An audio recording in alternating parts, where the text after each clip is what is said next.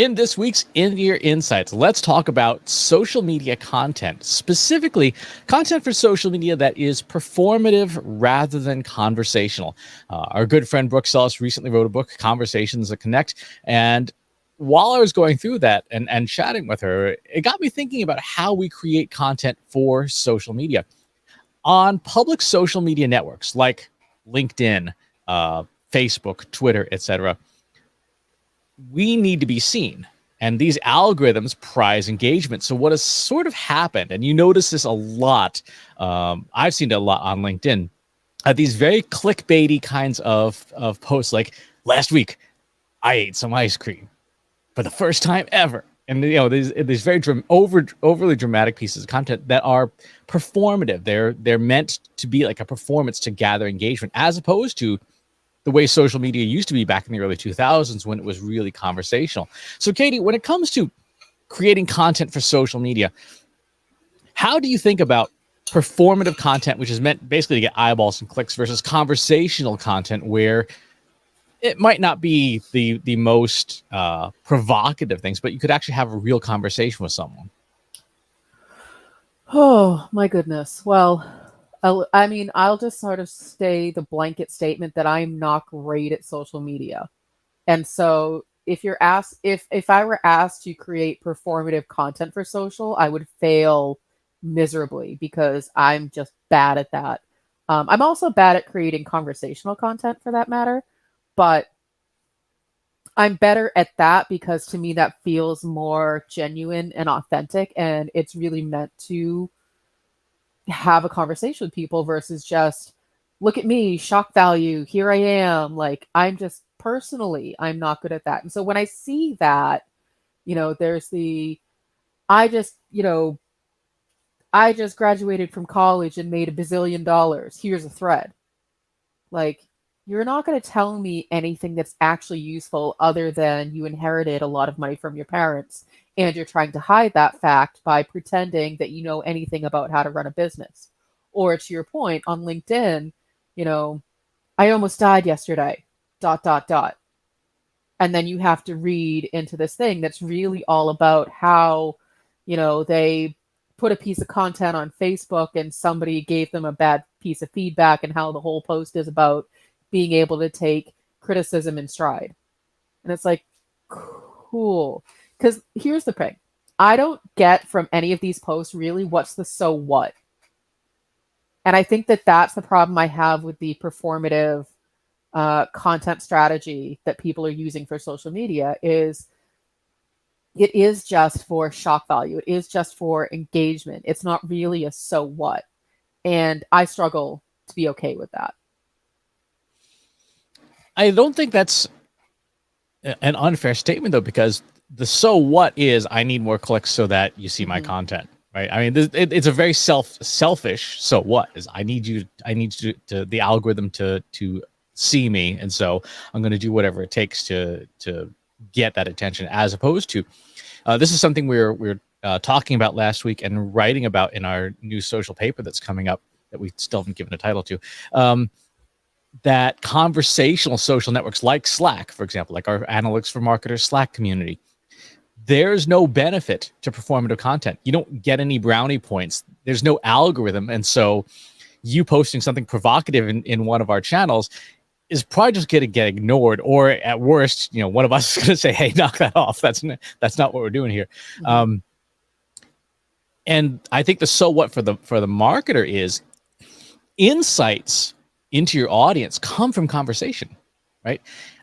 I like 2 weeks ago when we were doing looking at the live streams, the live stream where I was doing it myself felt very different than when you and John are there, because when you're by yourself, it really is performative. It's a performance. There's no chance for conversation because you're literally by yourself. And I felt like even though it was going through the content and trying to mentally have you asking so what all the time when I was doing it, it didn't have that conversational aspect that allows an audience to relate and say, oh, that was the question I was going to ask. And so I think from a so what perspective, you can get more value out of conversational content if you're participating in the conversation, able to ask questions and even just listen to other people's questions. Well, you mentioned something that I think is a really important point, which is that performative content tends to be very selfish in nature, very, all about me. And so whether it's meant to be performative, whether it's meant to be conversational, that I think is where a lot of content strategy goes wrong, is that the content is focused on what I want to tell you. The content is focused on what I think you should be paying attention to versus I'm answering your questions that you have. And so it's the I versus you, it's the me versus we. And that is really sort of what we're getting down to you know, is the content that I'm writing all me, me, me? Let me tell you about what I did versus, hey, you seem like you have that question. Is there an answer that can be provided that's going to help you fix the problem that you're having? And those are two very different content strategies. And I feel like even content marketers with the best of intentions, sometimes ourselves included, fall into that trap of let me make it all about me so that I can tell you how to fix your problem. And it's that because people, humans, audience, prospects, whatever we want to call them, have such a small attention span and limited time, if they see that you're, unless you're like a big celebrity that people are obsessed with and, you have a fan base, people don't want to hear about you. They themselves want the content to be selfish in a way that they want to see themselves. They want to get their questions answered. That was a little bit of a rant, but here we are. No, but that's totally appropriate because that is the case. And so the follow-up question then is, how do you as a marketer flip your perspective? Like, I have the things that I do. I want to hear from you. How do you get out of your own head and get away from self-centered content to making stuff that's legitimately useful for other people? Well, I mean, one of the first things I do after I write a draft is I look at how many times I start sentences with I did this. I'm thinking this. I want to tell you this. People reading that, even though my intention might be to be helping them and providing them with advice or solutions, it still very much reads like me, me, me, I. And so that is just in terms of editing, that's one of the first things that I try to do is take all of those references to me and I. Granted, you can, but it's harder to take every single reference out. But if the majority of your content starts with I, then it's probably mostly just about you. How much do you think it's also a function of the fact that marketers are focused too much on the bottom of the funnel? Because when you think about the customer journey, I talk about the PIGS framework a lot, like problem, impact, general solution, specific solution. And at the very beginning of that journey, it has to be all about the audience. Like, do you even know that you have this problem? When you get to specific solution, like, yeah, okay, now you probably do want to know, like, for example, how Trust Insights can help you with your organizational change issues, right? How do we do that specifically? As opposed to, do I have an organizational change problem to begin with?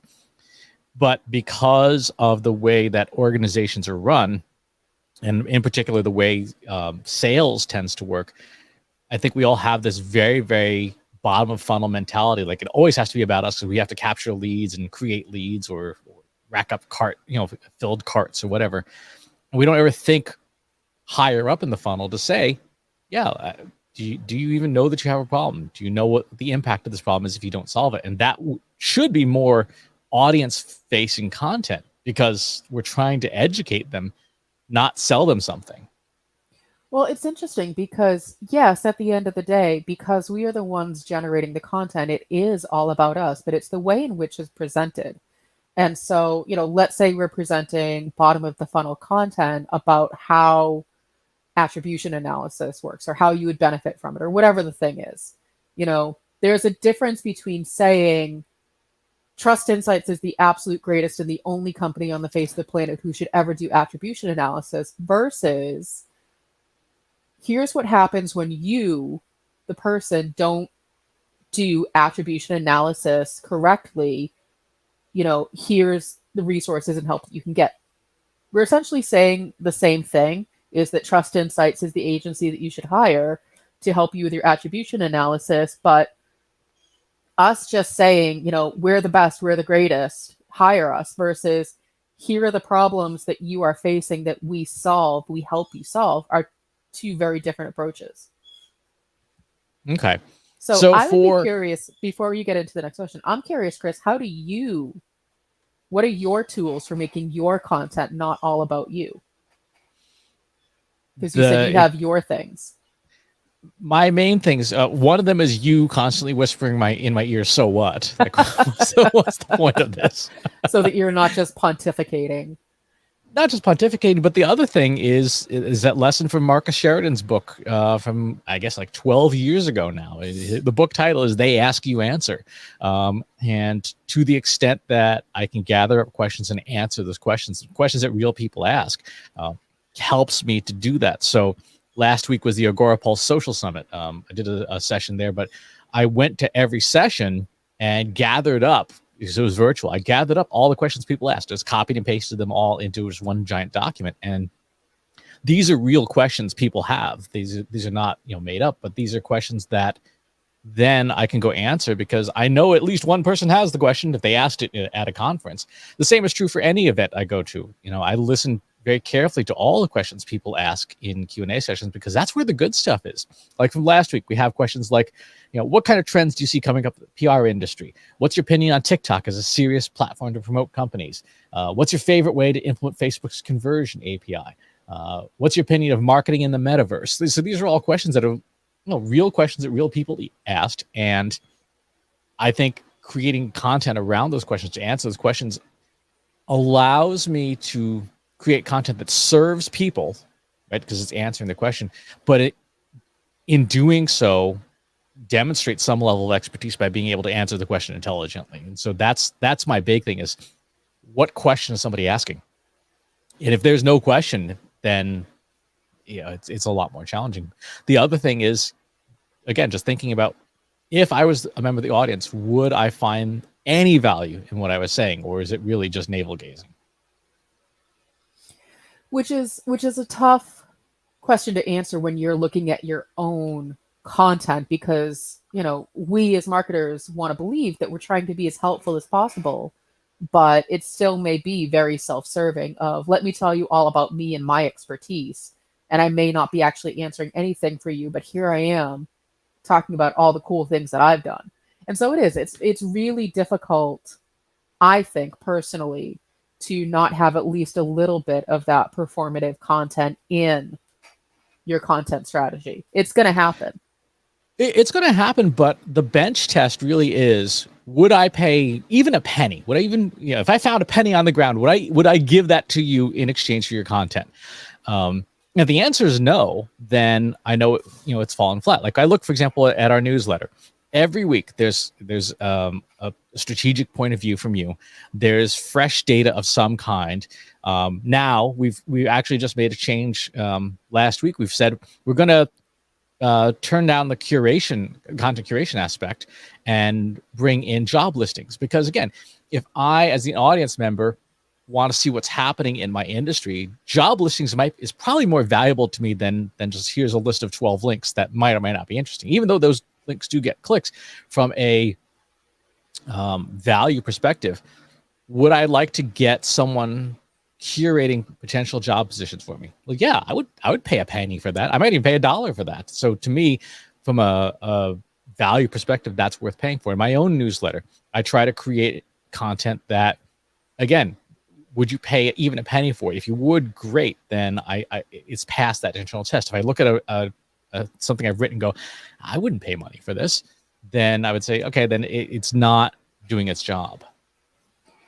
So as we're thinking about content strategy for social media, specifically, the topic of performative versus conversational content, we've started going down the road of, selfish content versus helpful content.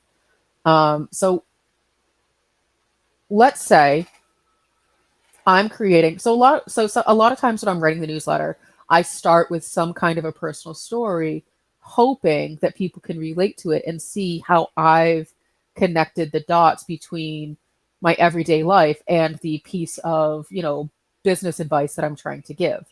You know, sometimes when I'm writing that, I cringe a little bit because I feel like, well, people don't really care that much about me personally. They just want to get the advice and go. And so, you know, if I were to put that out on social media, I think I would probably skip the personal story aspect of it. But I don't know if that's the right way to go. And this is where it starts to get a little bit convoluted of how much of it should be about you so that people can relate to it, and how much of it should just be, here's the business advice. Here's where I think there's a really good hack, because a Slack group, a Discord group, etc. These are conversational media by default. They're not performative. When you look back at the conversations you've had in the previous week, any conversation where you've written more than 2 paragraphs, there's a there to expand on it, to turn it into a full-size piece of content, right? Because you clearly felt enough about it to write a couple of paragraphs. Like last week in the Slack group, one of the things we were talking about was the Agorapulse social barometer. Like, where did this data come from? When you ask every day a question of the day, right? The question of the day questions create conversations. We had a great one a couple weeks ago on was it reaching the unreachables, and how do you reach people? And you had a literal hot take right in there. That's an indicator and there was conversation, there was reaction to it. So that is a piece of content that I would say that, okay, that someone felt was valuable enough to react to it, to engage in a conversation with you. So pull that out and expand on it. And now that would make a great piece of full-length content. One of the other hacks that I would suggest, again, this is something that I picked up from Discord, but in our Slack community, we now ask a question of the day to create conversation. Hey, we got this question for you. What do you do? Or what's your perspective on Slack versus Discord? Or what are your marketing challenges? If you want to take advantage of your existing social networks and public social media, instead of putting up I ate ice cream yesterday kind of performative post, ask a question of the day. See what happens. Try it for a week on your Facebook, your LinkedIn, your Twitter. Ask a question of the day and see what reactions you get. Now, if you get none, that means that your audience has been so conditioned to performative content that they don't even think of it as a conversation space anymore. And that means you need to be looking at maybe starting your own Slack group or your own Discord group. But there's a good chance that if you ask a question, not leading, just a legitimate question like, hey, what are your pain points in marketing right now? And you get conversations, you can ate twist that algorithm in your favor even more, because you're going to get a lot more engagement on that post than you will, I ate ice cream or I almost died or whatever kind of content. So there's a couple of different ways to approach that. And then for you, if you post that question on LinkedIn or Twitter or wherever, and people respond to it and it spurs ideas, then you've got more content for you to write about in the newsletter. Which I totally get, but that doesn't answer the question of adding in a personal story to get a point across. Does that make it performative or conversational? Does it add value or not? I don't know the answer to that question. I think of myself as one of the most boring people on the face of the planet. So if you're asking me, then no, it adds no value. I would say, though, you do get responses when people hit the reply button to the newsletter, right? And that to me is an indicator that somebody felt it was useful enough that they had to hit reply and comment, right? The same as your questions of the day, the same as the Twitter conversations you engage in. There are people who react to you. If you never got any reactions, if everything you published landed with a resounding thud and nobody talked at all, I would say, yeah, then you're creating content that isn't valuable. But as long as you're getting people to interact in a conversational way and not just, I sneezed and accidentally hit the like button, then that you're creating some value. Where I think it can get challenging for some creators is if your point of view or perspective is so narrow that you only attract a very specific crowd. But worry about that later. Get reactions first. I like to think about personally approaching content strategy, approaching what I post on social media as the same way that I would approach a conversation with a friend. If I'm Yes. just talking about me the whole time, not asking them any questions, but how have you been, Chris? What's going on in your life? Oh, I'm sorry to hear that. Not trying to one up them with, oh my God, I've been through the same thing. Let me tell you this 10-minute story about me to distract from whatever you're doing and whatever you're going through. Oh, so you're drinking coffee this morning? Oh my God. So I drink coffee every morning. So let me tell you about my process for drinking coffee and how I spilled it all over the counter and I had to clean it up before my dog got into it. I've completely taken over the conversation and made it about me. I'm no longer actively listening. I'm really just waiting for my turn to talk, which I can't think of a single person who appreciates that kind of a conversation. That then falls into the performative content that Chris, you've been talking about. And so I think for me, one of my hacks, if you want to call it that, is I try to think about the content I'm creating as that two-way street of, am I giving you, the person who's reading my content, enough openings to tell me about yourself? Or am I just purely telling you that I spilled my coffee on the counter this morning and then that's the end of the conversation? You're like, cool. So I had a bunch of stuff to tell you, but now I really don't want to. Exactly. One of the easiest things you can do as a content creator is to try having a conversation with somebody about the content you're trying to create. You've done that a whole bunch of times in our company Slack instance. You've said, hey, I've got this idea. What do you guys think? And we have a conversation about it. Sometimes, it's a lengthy conversation. Sometimes it's not. We had a conversation last week that was like, as long. It was just, it just kept going and going and going. To me, that's an indicator that there's value in that topic. If it gets people talking, there's value in it. Right. And so your approach is a smart one of, is this conversational? If I said this to somebody, even though they're reading it passively as a reader at first, would it compel a conversation? Or to your point, is it just, hey, look at me, I'm awesome, etc., and people are just going to tune out and wander off? One of the proxy indicators of stuff like this is like things like open rate in your email marketing, or scroll depth on your web analytics. If your content is so performative and so self-centered, you're going to notice those rates are going to be real low. People are going to scroll 10% of the page to get through the first paragraph and then they're out, right? As opposed to, hey, everybody got to hear on this page. They at least got through all the way through the cold open, every single issue. That tells you that what you have to say is of value to people, that keeps them around. Well, and I feel like that, so you were talking about the question of the day, and that's a really interesting content strategy for social media, is to give people that opening.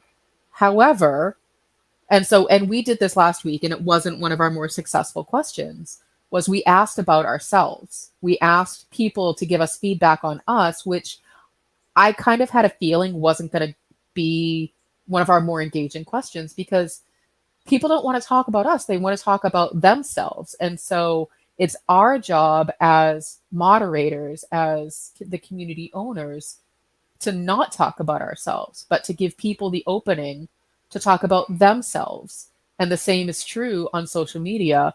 It's your job as the brand, unless you're making an announcement about the brand, that's fine. But if you're actually looking for people's feedback, it's not about you.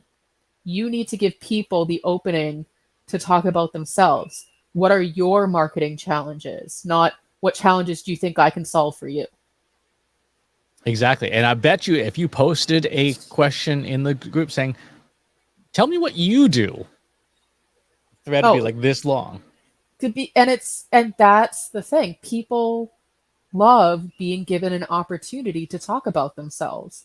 And so as the content creator, you need to keep that in mind, that yes, you may be given an opportunity to talk about yourself, but unless you're writing the content only for you, that is not your time to talk about yourself. Exactly. So if you want to switch away from performative social media to conversational social media, start asking questions about other people. Start not asking about you. questions in general.